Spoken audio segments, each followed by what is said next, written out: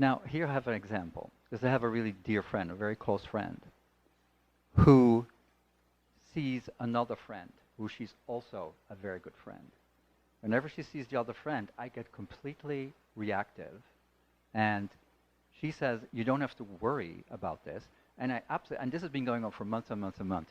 And I absolutely seem to be unable to trust her that she isn't going to leave or going away.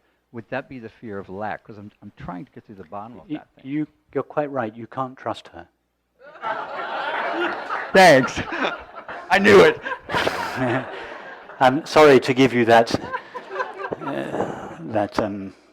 not very reassuring news. Yeah, you have to be honest with yourself. You can't trust her. You can't trust anybody. Now, but when I say that, I don't mean that you can't trust your friend to be honest.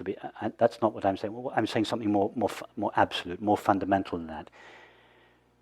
You can only trust something that is stable, that never changes, that is always present. Trust means I can always rely on this. So if you want to trust something, you have to trust that which is always present, that which never changes, that which is not dependent on the state of your mind, for instance. Because to trust something that is always vacillating, that is moving and changing and appearing and disappearing, it's madness to try and trust something that is intermittent.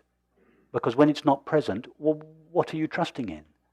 So to trust in anything, a person, an object, a mind, a body, including your own mind and body, is madness. You have to trust what is reliable in your experience. Now, I'm not speaking relatively. Of course, in relationships, there's a level of trust and openness and honesty. Please don't misunderstand me. Of course, that is the case. But if you really want to invest your security in something, you have to invest it in that which is secure. To invest it in something that is intermittent, like a relationship with a friend, is just a recipe for misery. You have to face that fact. If you want security, invest your security in that which is secure. Now, what is secure in your experience? What has never left you down? What has never been parted from you? What has never changed? What has never moved? What has never disappeared? What has never judged you? What is secure in your experience? I. Perfect. I. Consciousness. To invest your identity, your security, and your desire for happiness in anything other than that is madness. It's a recipe for unhappiness. And you have to, we're grown up now. You know, we're not kids. You have to face that fact. Yeah, your girlfriend, your wife, she might leave you. So might mine. All of our friends or our partners, we have no idea. They might fall in love tomorrow and leave. It's possible. It happens all the time. To invest one's security in something that is so fickle. Now, when I say fickle, I don't mean the person, the character, but Right. something that is so fleeting, something that is so changeable.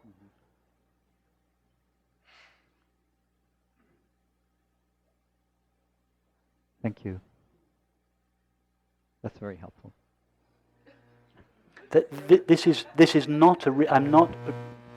I know you don't misunderstand me, but please don't think that the implications of what is being said is that we shouldn't have intimate relationships, that we shouldn't commit ourselves in marriage or have children. No, of course, it's fine to do all of that, but deep in our hearts, we know that's all a form, it's a convention, we can do that if we want or not, but we should never really commit our hearts to anything other than that which is absolutely true and real. And strangely, if we do that, our capacity for instance, intimacy in friendship doesn't diminish, it grows. We are more able to have truly loving relationships. My wife has just walked in. It's lucky she wasn't here a few minutes ago.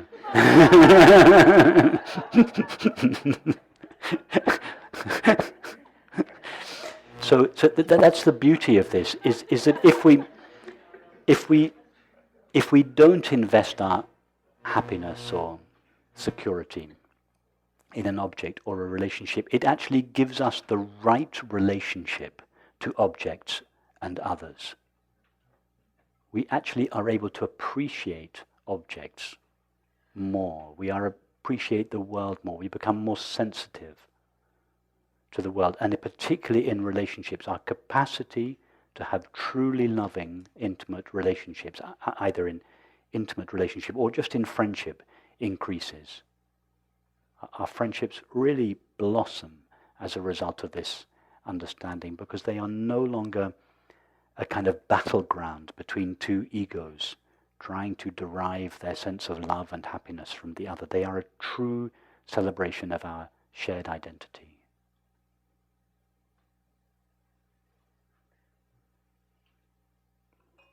So let your friend go. Just totally let her go, do what she wants to do.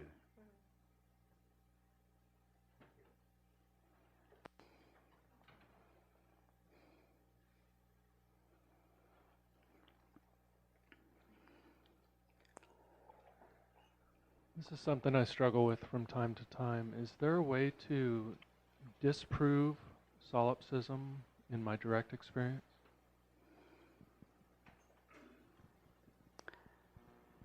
The way to disprove solipsism is to come to the understanding that mind as mind is limited. Therefore, the mind cannot have any true knowledge about anything. When I say mind as mind, I mean the stuff that the stuff that the limited mind is made of is unlimited awareness. But from the limited mind's point of view, the knowledge that the limited mind has is always a reflection of its own limitations. Therefore, nothing the mind knows is absolutely true.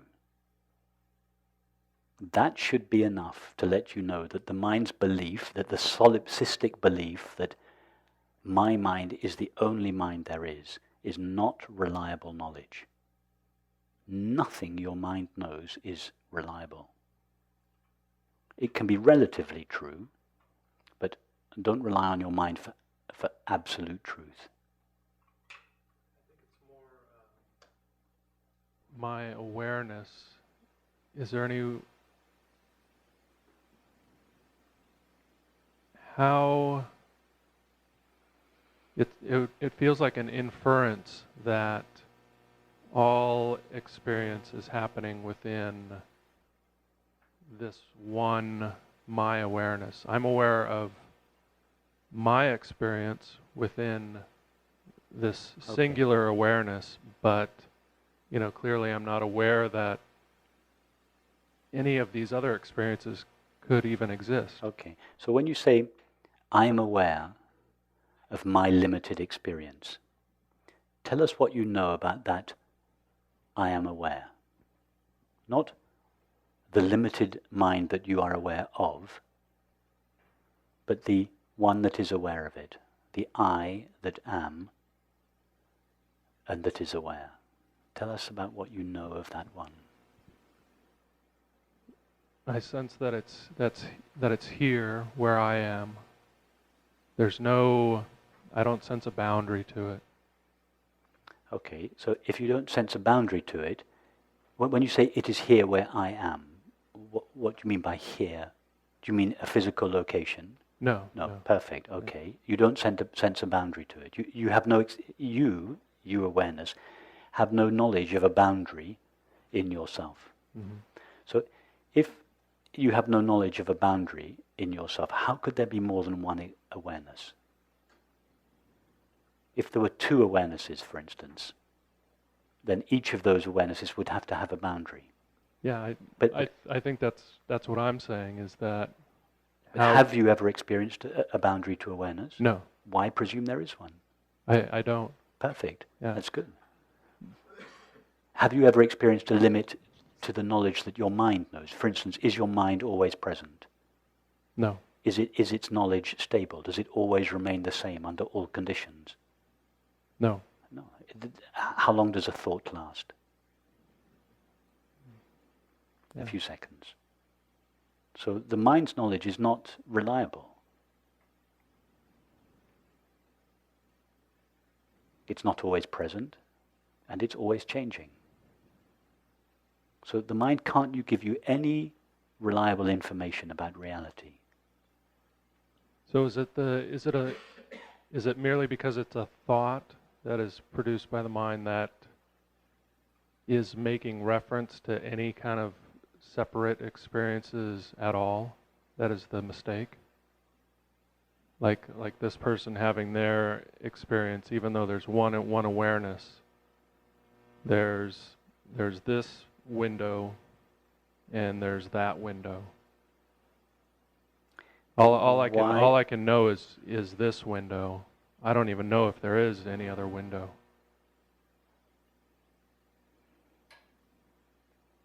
I guess I'm not even sure if How there's... many windows have you looked out of during your life?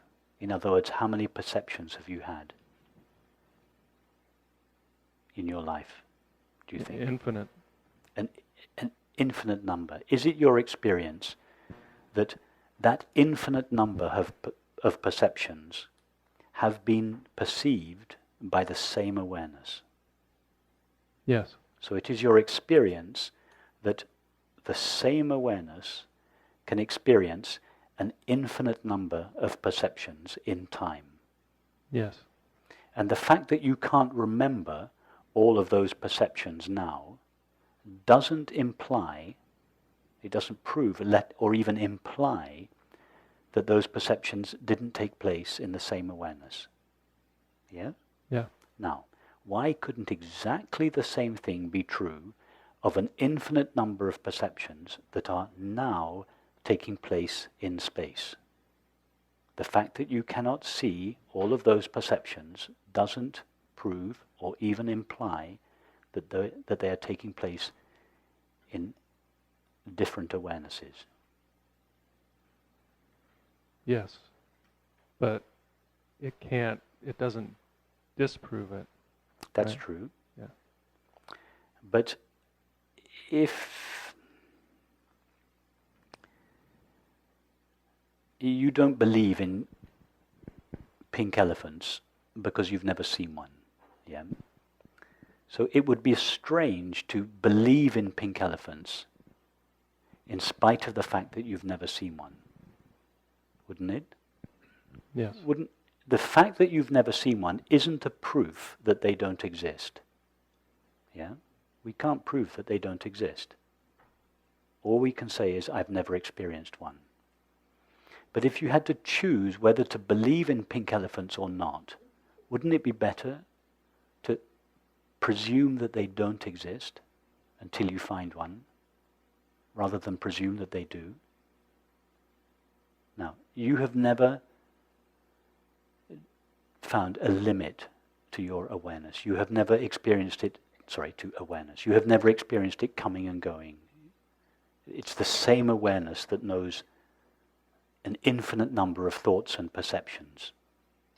All those thoughts and perceptions are limited, but the awareness with which they are known knows no limit in itself. Wouldn't it be better to presume that awareness doesn't have a limit and to base your life on that experience? What all of us do, if we're honest, we look at awareness and we realize it has no limits. And yet, strangely, we make this leap of faith and we presume that it does, and we lead our life on that basis. We think, feel, act, perceive, and relate on behalf of a temporary, limited awareness, although we've never found one. why not stick to your experience? Why not think, feel, act, perceive, and relate on behalf of unlimited, ever-present awareness? And see how that changes your experience. It is the response you get in your experience that is the proof, or otherwise, of that possibility. It comes in your experience. It doesn't come as an intellectual proof. It can later be rationalized.